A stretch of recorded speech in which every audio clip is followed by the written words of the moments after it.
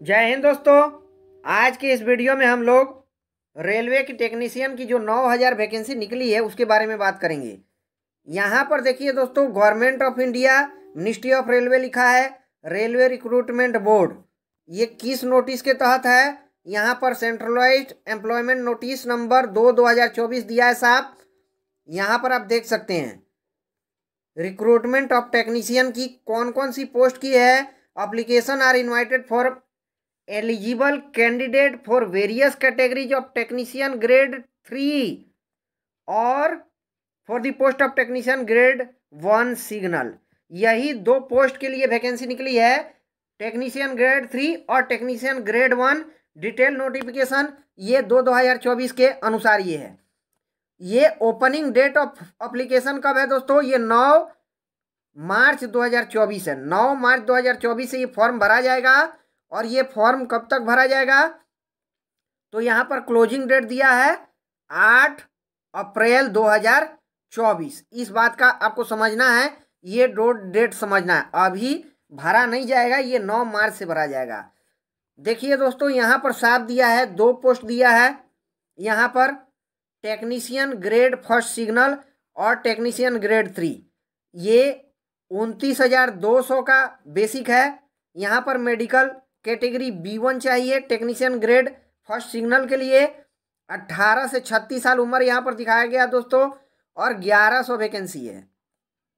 यहाँ पर जो है कि टेक्नीशियन ग्रेड 3 की जो है दोस्तों, ये 18 से 33 साल उम्र दिखाया गया है और 7,900 वैकेंसी है। कुल 9,000 पोस्ट है। आपको ये बात ध्यान रखना है कि ये जो 9,000 पोस्ट है ये ऑल इंडिया RRB की है। ऑल इंडिया RRB में कुल जो RRB 21 है दोस्तों, 21 RRB है, 21 RRB है। ये टोटल की मिला करके ये वैकेंसी 9,000 है। आपको ये नहीं समझना है कि किसी एक RRB की वैकेंसी है, नहीं, ये टोटल RRB की है। चलते हैं आगे, देखते हैं यहाँ पर क्या क्या दिया है। देखिए यहाँ पर दिया है, साफ दिया है दोस्तों कि RRB wise and railway zone wise detailed distribution of vacancies is given in detail centralised employment notice. मतलब कि एम्प्लॉयमेंट नोटिस नोटिफिकेशन में ये टोटल डिटेल बताया गया है कि किस जोन की, किस RRB की, रेलवे रिक्रूटमेंट बोर्ड की कितनी वैकेंसी है। यहाँ पर एक बात और कहा गया है, this includes a relaxation of 3 years in age beyond the prescribed age limit age on one time measure due to the COVID-19 pandemic.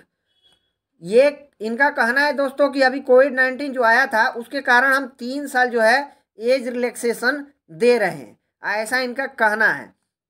ये पब्लिश कब होगा? यहाँ पर दिया है 9 मार्च 2024 पब्लिश होगा और फार्म भरा जाएगा।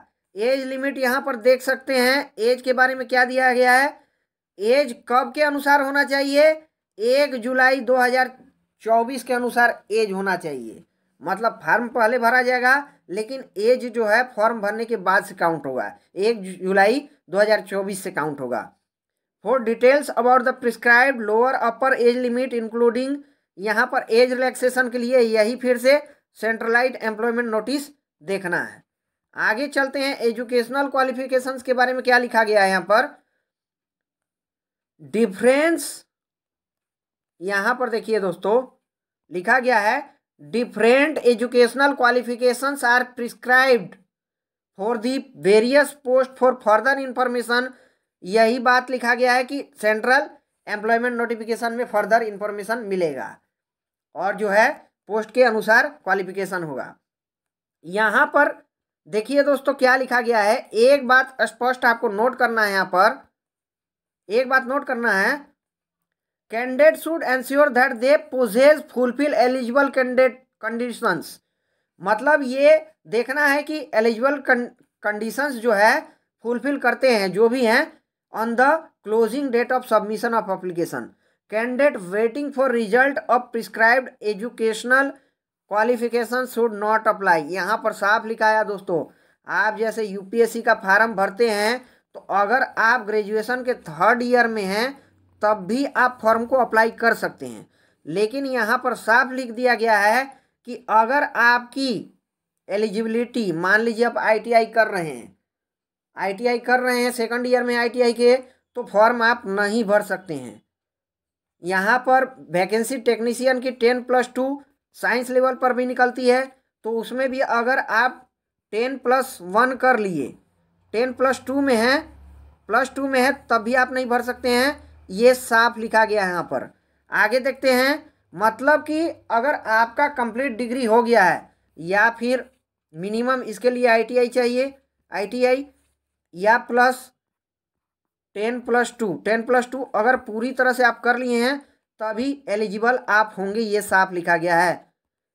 देखते हैं मेडिकल क्वालिफिकेशन में दिया गया है, candidate must ensure that they fulfil the prescribed medical standard for the post for which they are applying, और पूरा डिटेल सेंट्रल एम्प्लॉयमेंट नोटिफिकेशन में दिया गया है, उसी के अनुसार जो है मेडिकल कैटेगरीज होना चाहिए। रिजर्वेशन से संबंधित यहाँ पर दिया गया वही बात, सेंट्रल एम्प्लॉयमेंट नोटिफिकेशन में जो लिखा गया है उसी के अनुसार होगा। रिजर्वेशन एक सर्विसमैन, जो भी SC ST OBC EWS जो भी होगा, नियम कानून रेल का जो होगा उस हिसाब से ये रिजर्वेशंस दिया ही जाएगा, वो मिलना ही है। यहाँ पर देखिए एग्जामिनेशन किस रूप में होगा, तो CBT होगा, CBT के रूप में होगा। कंप्यूटर बेस्ड टेस्ट होता है, कंप्यूटर पर आपका एग्जाम होगा। आगे चलते हैं, क्या क्या यहाँ पर बात लिखा गया है। एग्जामिनेशन फीस से रिलेटेड इंपॉर्टेंट चीज यहाँ पर देखिए क्या लिखा है। कैंडिडेट क्या लिखा है दोस्तों, देखिए फॉर ऑल कैंडिडेट, मतलब कि जनरल के जो रिजर्वेशन यहाँ पर एक्सेप्ट यहाँ पर दिया है, categories mentioned below at serial number 2 पे जो कैटेगरीज नहीं है उसको छोड़ के, मतलब कुल मिला के आप यूं समझिए कि जनरल की फीस कितनी है, तो 500 रुपया फीस भरना है आपको, 500 रुपया फीस भरना है। यहाँ पर यह भी लिखा है कि out of this 500 400 shawl be refunded duly deducting bank charges, bank charge को काट करके और 400 रुपया दिया जाएगा वापस। मतलब अभी तो आपको 500 रुपया फॉर्म फीस भर ही देना है, उसमें किंतु परंतु नहीं है, 500 रुपया तो आपको भरना ही भरना है। बाद में रिटर्न किया जाएगा वो बात अलग है, अभी आपको 500 रुपया फीस भरना है। दूसरी बात यहाँ पर दिया है, for candidate who belong SC ST, ex serviceman PWD, देखिए यहाँ पर SC ST हो गए, PWD महिला हो गई या ट्रांसजेंडर हो गए, माइनॉरिटीज हो गए। माइनॉरिटीज का मतलब दोस्तों मुस्लिम होते हैं, मुस्लिम आ गए। उसके बाद जो सिख भी इस माइनॉरिटीज में आते हैं, जो भी अल्पसंख्यक है, इन सबको जो है 250 रुपया फीस भरना है, 250 रुपया फीस भरना है। यहाँ पर ये बात लिखा गया है कि ये फीस जो है 250 रुपया जो भरेंगे ये SC ST माइनॉरिटीज या फिर ट्रांसजेंडर महिला, इनको 250 रुपया वापस कर दिया जाएगा। मतलब उस समय अभी आपको 250 रुपया तो भरना ही भरना है, 500 रुपया और 250 रुपया भरना है, सबको भरना है, ये बात यहाँ पर लिखा गया है।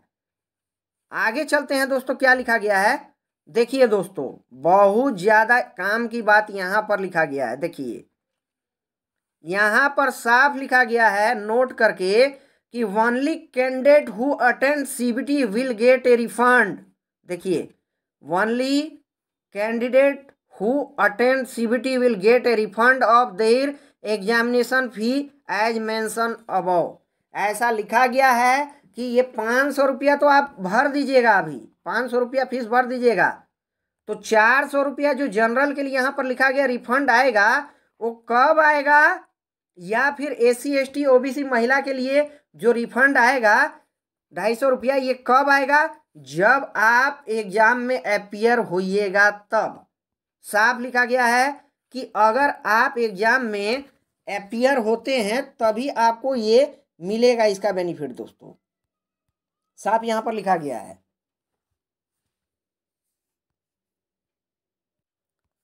साफ यहां पर लिखा गया दोस्तों कि ओनली कैंडिडेट हु अटेंड, यहां पर लिखा गया है only candidate who attend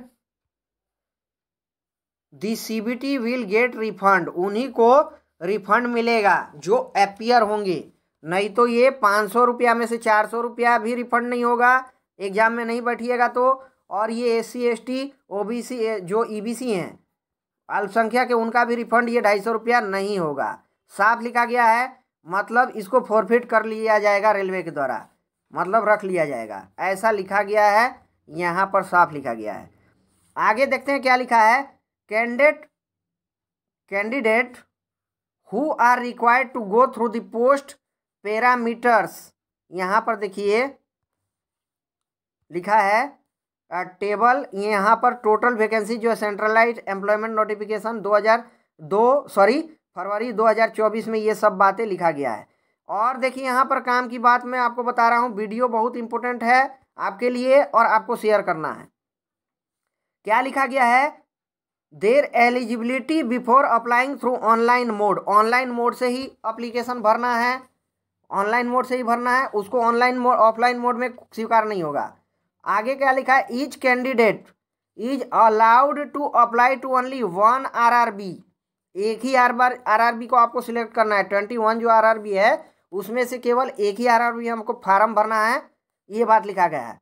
and only one common online application should be submitted, एक ही फॉर्म भरना है आपको, एक RRB में भरना है और एक ही फॉर्म भरना है, ये बात लिखा गया है।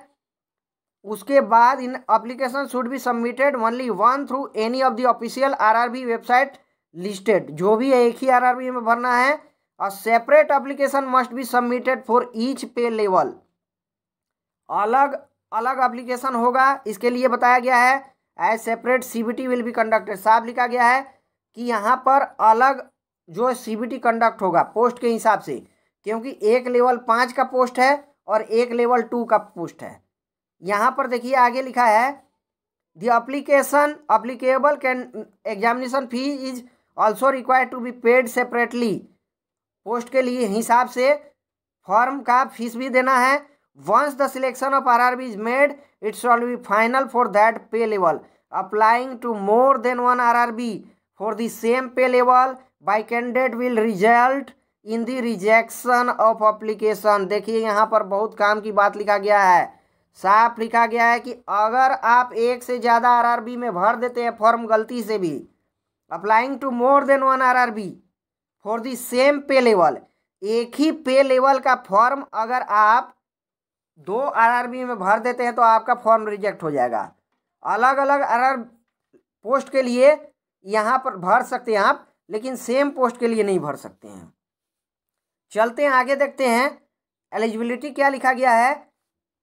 Eligibility of candidate will be provisional based on the detail furnished by the candidate in the applications में जो लिखा गया है उसी हिसाब से एलिजिबिलिटी रहने वाली है। मैंने आपको बता दिया, ये ज़्यादा से ज़्यादा ITI पर होता है और जो है 10+2 साइंस, 10+2 साइंस मिनिमम इसके लिए होता है। मैक्सिमम BSc जो भी हो, मैक्सिमम तो कितना भी चलेगा, मिनिमम इतना रहेगा, मिनिमम हमें देखना है। यहाँ पर साफ बातें लिखी गई है, देखिए ये सब RRB है, मुख्य RRB हैं, वेबसाइट यहाँ पर दिया है, RRB का नाम दिया है, ये वेबसाइट दिया है, सब टोटल 21 है। अब देखिए यहाँ पर जो है डिजिटल साइन है, रेलवे रिक्रूटमेंट बोर्ड RRB, ये RRB यहाँ पर देखिए दोस्तों, यहाँ पर आपको देखना है RRB SC advertisement central employment number 2/2024 date 17/2/2024 के अनुसार यहाँ पर दिया गया है। तो आपको इस नोटिस को समझना है, मेन इसकी बातें यही है दोस्तों कि फीस जो 500 रुपया है, इसमें से 400 रुपया रिफंड करने की बात हुई है, 250 रुपया में से 250 रुपया रिफंड करने की बात हुई है। परंतु ये रिफंड कब होगा, जब आप अपीयर होगी, एग्ज़ाम में बैठिएगा तभी रिफंड होगा। अगर मान लीजिए आप जाते हैं कहीं, आपका ट्रेन छूट जाता है या बस गाड़ी के अनुसार आप सही समय पर नहीं पहुंचते हैं, तो आप उस समय अब्सेंट माने जाइएगा, मतलब आप एग्ज़ाम में नहीं हैं, और उस स्थिति में आपका फीस रिफंड नहीं होगा। मतलब 500 रुपया दीजिएगा तो 500 रुपया में से आपका कोई भी रिफंड नहीं आएगा 400 रुपया, या फिर अगर आप 250 रुपया भरिएगा तो उसमें से रिफंड नहीं आएगा। यहाँ पर ध्यान देना है, इसकी जो डेट है दोस्तों, 2 डेट आपको ये भी याद रखना है। ओपनिंग डेट ऑफ एप्लीकेशन 9 मार्च 2024 है और क्लोजिंग डेट इसकी 8 अप्रैल 2024 है। ये बात और ध्यान रखना है कि आपको एक पोस्ट के लिए एक ही आवेदन भरना है और एक ही आरआरबी में भरना है। अगर एक से ज़्यादा एक ही पोस्ट के लिए आरआरबी में भर देते हैं गलती से भी तो आपका फॉर्म रिजेक्ट हो जाएगा। ये भी लिखा है एजुकेशनल क्वालिफिकेशंस जो है आपकी वो सही से होना चाहिए सेंट्रल एम्प्लॉयमेंट नोटिफिकेशन से। ये सब बात यहाँ पर लिखा गया है जिसको आपको समझना है। तो ये जो 9000 पोस्टें हैं दोस्तों, ये ऑल इंडिया आरआरबीज की है। फिर मैं दोहरा रहा हूँ, ये ऑल इंडिया आरआरबीज की है। आप समझिएगा कि कहीं पटना का ही 9000 है, तो ऐसा नहीं है। तो वीडियो आपको ज़्यादा से ज़्यादा शेयर करना है ताकि ये इन्फॉर्मेशन सभी को मिले, सभी को सूचना मिले। थैंक यू दोस्तों।